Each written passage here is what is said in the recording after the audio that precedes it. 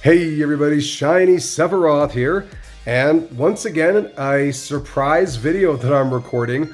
I'm on a road trip after a dance competition with my daughters for they was at a platinum dance competition, and I mean you can see, my hair is all crazy, not like it normally isn't. Anyway, but I was just going through daily tasks, just to quickly get it over with, and I won this fight. So really excited to go over it with you all. Let me go ahead and let's recap that. So with this fight, what I did was I put in the number 4 slot Darkness so that she could potentially take out Chloris, so she didn't OHKO my Lucas. And I don't know right now if the game glitched and it didn't show the effect of Chloris getting trapped, or if she didn't get trapped. So right here, we also see we have Godslayer on the far right-hand side. The goal was to get rid of Indira as quickly as possible. And from what I can tell, Chloris did get trapped in that first attack, since Lucas doesn't seem to have been affected by anything. So it's always hard when you're playing the game and then, oh wow, that was close. Yeah, when you're playing the game and then all of a sudden you don't see any effects. And I think the trap is supposed to last for 2 rounds, so I guess it didn't. But like I said, it's hard to tell. But the key with that was making sure you set up Godslayer to be, if you cannot take out Chloris right out of the get-go, is setting Godslayer up for success so that he can have a couple of kills, knockouts under his belt before Chloris can decimate your team, so that he can survive and have some souls to lean on, so that he can plow forward and keep going. So that's where we are with that. All right, so let's go ahead to round number 2. And honestly, I was surprised that I won, because I kept stalling on round 3. And then I have no idea what rounds 4 and 5 even look like. This was a complete shock to me. So this team relies pretty heavily on controlling the other team, between freezing as well as just balances overall stunning of the other team. And then we have Lucy improving Forest Dancer's attack, and Forest Dancer herself just going and whittling away at everybody.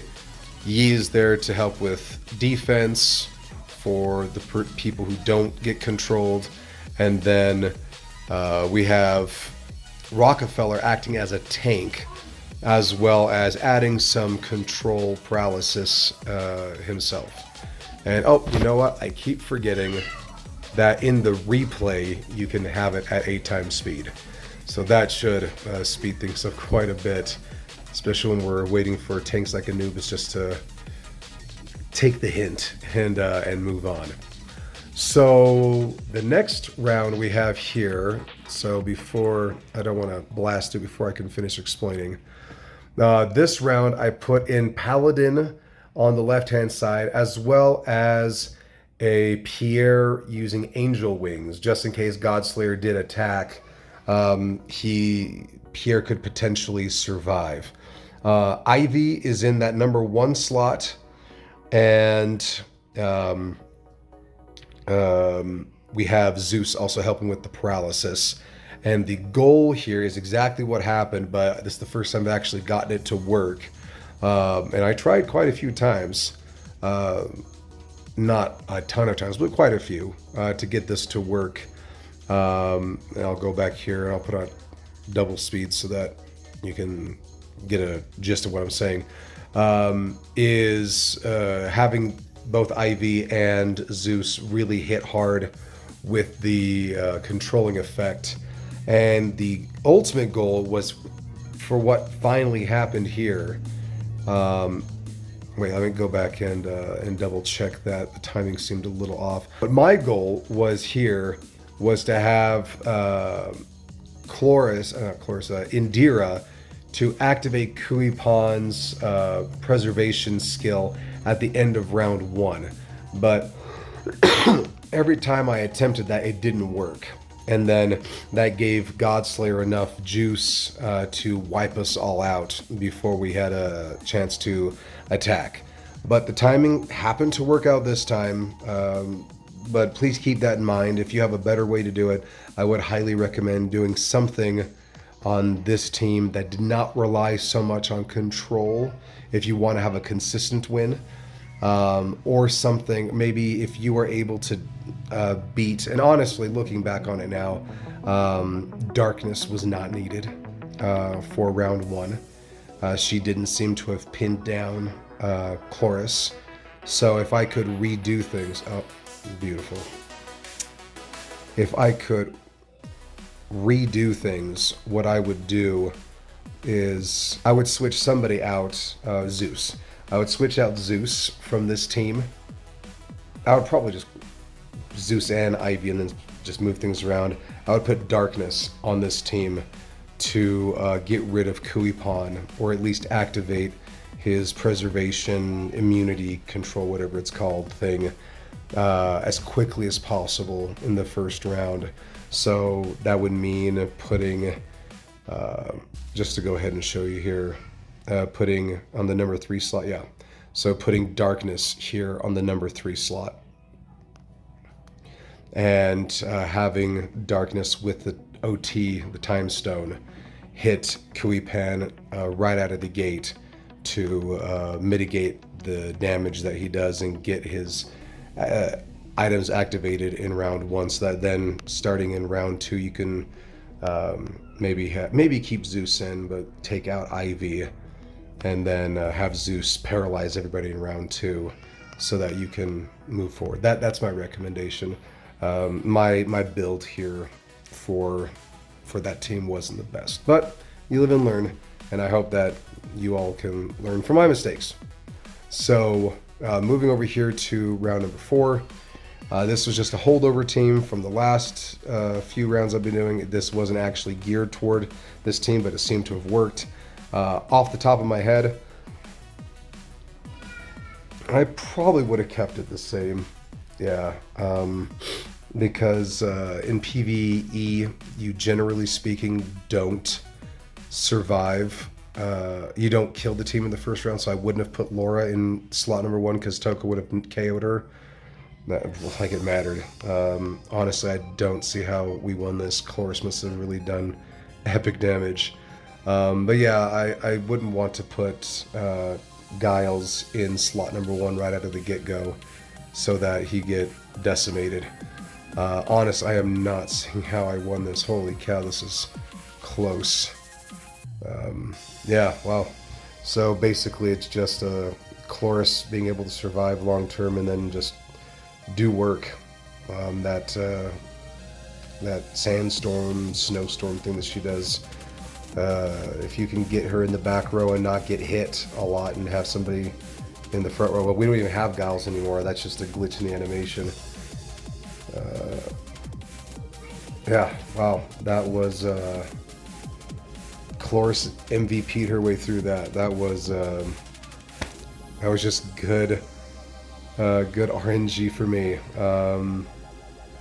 Yeah, I think we're really gonna have to tinker with some things if we're gonna move forward with a team like this. And this one, pretty self-explanatory.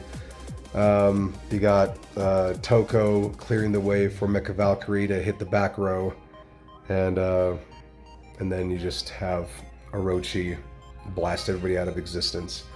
And yeah, so that's how that worked out. Let's go ahead and claim our prize.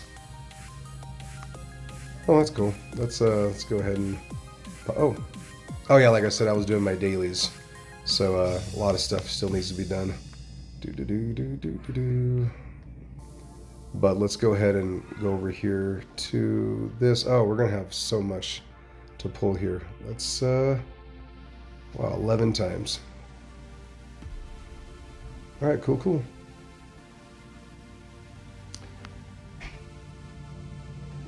Fruits of our labor. All right, so we did it. We made it past round 30 of chapter 47. Yeah, slow but surely. I haven't been spending a ton of time cranking through these. As you can see, when I'm recording this, it's February 9th. I just casually go through and try a couple times. Sometimes, if I have time, I'll do some theory crafting, move some stuff around, but I'm casually going through it. And part of the reason I'm doing it this way is also for your benefit. I remember when I first started, I got a little stressed out, and I got a little stressed out because I was trying to plow through and win everything quickly and just race through, and the temptation to spend money would be there, to spend a ton of money really early on instead of spreading it out over years like I have, to get to a certain point in the game. And even then, the game, there was always, doesn't matter how much money you spend, there's always going to be a plateau. Even if you spend enough money to blast through all of the campaign, there's going to be the player versus player, the PvP plateau. So there's always going to be the temptation to spend more money and whatnot.